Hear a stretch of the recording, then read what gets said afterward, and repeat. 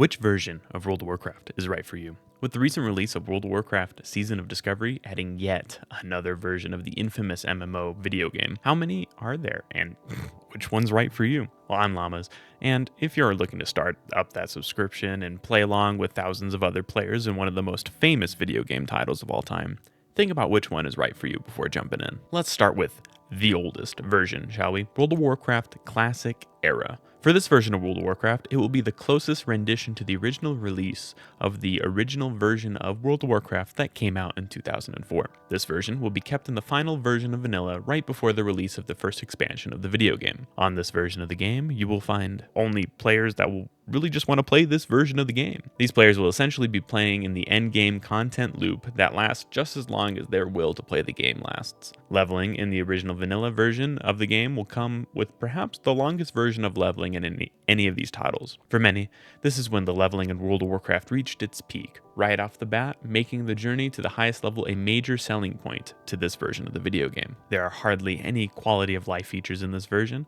making you truly rely on your people skills to do basically anything outside of solo questing. Once you have grinded dozens of hours to reach the final level of the game at level 60, you'll be met with the endgame. Here, it will mostly be 40-man raids that are on a 1-week reset timer. The difficulty of the raids in this version of the game all comes down to the pretty much just outside the instance. That is requiring 40 people to be in a raid comes with a huge difficulty in keeping a roster going in a forever stagnant version of the game.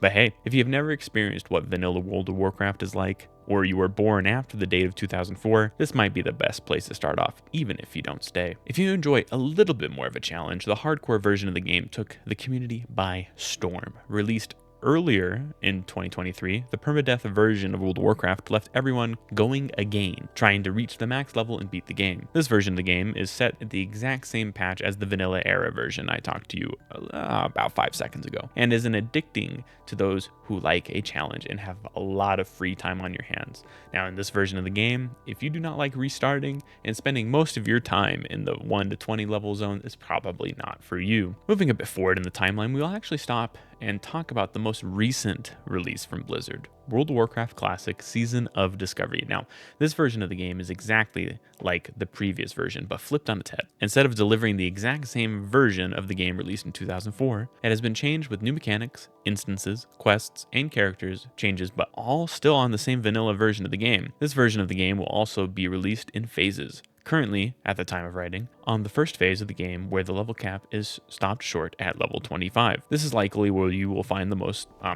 technical hype of the version of this video game at the current moment, with streamers and players alike putting aside other versions of the game to try out all the new candy that Blizzard has cooked up for us. We know little about the phases that are to come, but if they're anything like this one, it will be a fun time. The end of the game of the current phase is a simple 3-day raid cycle where you can enjoy the new raid with, I believe, 9 other people a couple times a week. This version will only last a little while, so get in while you can. Now, this version will also change typically on a 1.5-year cycle to 2-year cycle when they refresh it with a new season every once in a while. Skipping an entire expansion, my favorite, we come to the World of Warcraft Classic Wrath of the Lich King.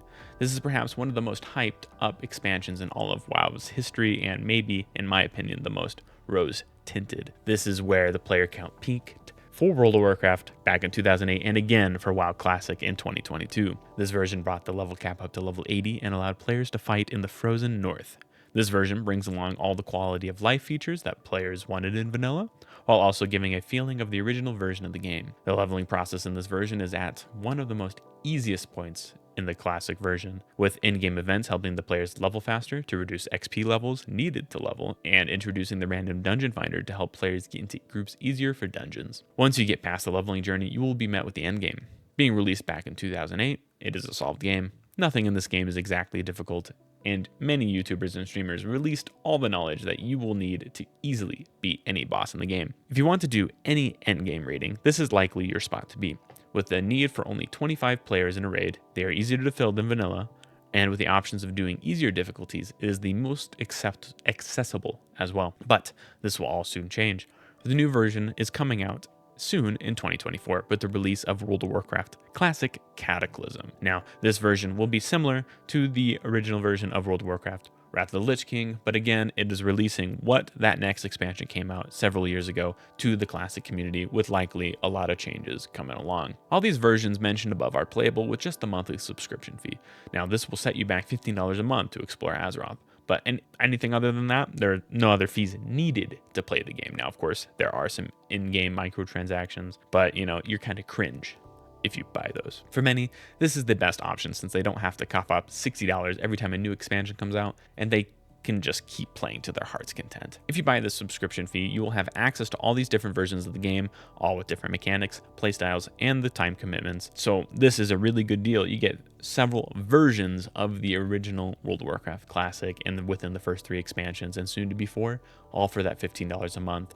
Now, if we bring in playtime to this, I usually put about $1 for every hour. So if I'm at least spending 15 hours a month playing this game, it's worth it to me, but I spend a lot more. But what about the actual version of the game? The most recent, what we call retail. World of Warcraft is a long-running series released back in 2004. Every few years or so, Blizzard releases another version of the game in a new expansion. To play the new expansions, the players need to purchase them along with their playtime subscriptions. The newest version of the game is World of Warcraft Dragonflight, with another version of the game being released sometime in 2024. This version of WoW is one I have the least experience with, so I'm going to be brief on what there is in this version of the game. In this version of the game, there is probably the most to do and the most to miss out on, with the most FOMO, the most time-gated events, and things like that. New content is being pushed out regularly, hopefully, through major patches, minor patches, and expansions. This is where you will find the culmination of quality of life features in the WoW to date,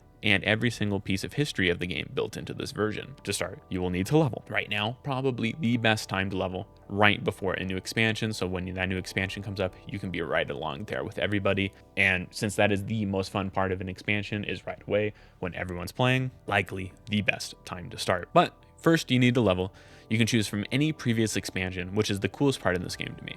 You can choose between the original vanilla, or I guess it's technically Cataclysm in that version, TBC, Wrath of the Lich King, Mist of Pandaria, all of them. You can choose between any of those zones and level 1 to the level cap of those zones and then move on to the new one. Now, you can do it just like they were back in the day with maybe some few tweaks here and there, but it's pretty neat in how they added that to the game. But once you reach the end game, you will have dungeons, raids, and world encounters to help level your character and gear your character. They have strayed away from the busy work that once dominated World of Warcraft, but these newest versions of the game feel less like a second job and more like an actual game to spend time and have actual fun playing a video game. The current version of WoW will set you back $40 for the base version and of the game and another $15 a month to play it. For me, I always have fun at the beginning of the expansion, but quickly lose interest and move back to the classic versions. I mentioned the time suck of these different versions of the game a few times throughout the video, and I wanted to touch on that just maybe one more time before you make your decision. Let's talk about each version independently. So, World of Warcraft Classic, Seasons of Discovery. This version of the game currently has the least amount of time needed to play it at a decent level. Since the content is spread out over several months, with little chunks being released at a time, you can put in the game down for a long period of time and not fall behind by too much. Even leveling multiple characters shouldn't be too hard, since the level cap will increase slightly each time with a really low starting level cap. So this one could be something that you easily play on the side with other video games. You don't need to play it like a job. It's just a video game you can play. World of Warcraft Classic Vanilla. This version of the game is likely the one you would just try to play for the experience. The end game is nothing what it used to be back when it came out, and the solo journey up is probably the best experience here. Now, if you don't like playing by yourself, this isn't really the version for you unless you have a bunch of friends to play with. I don't know for sure what the end game is like today, but it will never be what it used to be, where it was thriving, thousands of players online all the time ready to raid. So this is likely just the leveling experience for you. Again, another leveling experience one, World of Warcraft Classic Hardcore. This version of the game is strange. It is likely entirely up to you how much time you want to spend leveling a character just for it to die and lose all your progress. The end game will end since everyone will eventually die, causing a perpetual need to grind levels in case your main dies and sets you back hundreds of hours. Now for me, this one was another let's just play it for the leveling experience, but some people took it far and they had the whole endgame rating. Now, since the new version came out, I'm not sure how it is anymore, but kind of cringe if you raid in hardcore. World of Warcraft Classic Wrath of the Lich King. Now, this version of the game is strange. It will likely keep going through all the expansions at an accelerated rate, eventually catching up to the main version of the game, or until everyone stops playing it, or until Blizzard stops funding it. This version of the game is in the middle ground for keeping your character up to date with the rest of the players, Once you start branching out to alts, this is where the game becomes a second job. The time required to get one character up playing at the highest level is attainable, but even then, you have to set out dozens of hours that you have to play at to get into those raids at specific times every week with a certain group of people. But doing that multiple times throughout the week, you better have a job that will let you do this, or else you will not be able to catch up and stay caught up to those people around you. World of Warcraft Retail. This version of the game is strange and ever changing. Gone are the days of playing this game as your actual job and having a side gig on the side to put food on the table. Getting alts ready is probably at its easiest point in WoW's history, as they have been moving towards that accessibility to players in the more recent years as people started hating on the game because it sucked for a little bit. In this version, and like many others, if you put the game down, you will fall behind. This makes it so you can never really take a break, and you are stuck in the cycle of coughing up money to Blizzard every month. Now, I think they're also trying to move away from this with these accelerated catch-up mechanics in every single version of the game. But, you'll have to just try it out and figure out which version is right for you. Now, these are my thoughts on each version of WoW and which one you might be the best for you, and which one you want to do and try. Spend $15 a month, $40 up front. Which one is going to be right for you? Now, if you want my honest advice, don't play any of them. Thanks for watching, and I'll catch you on the next one.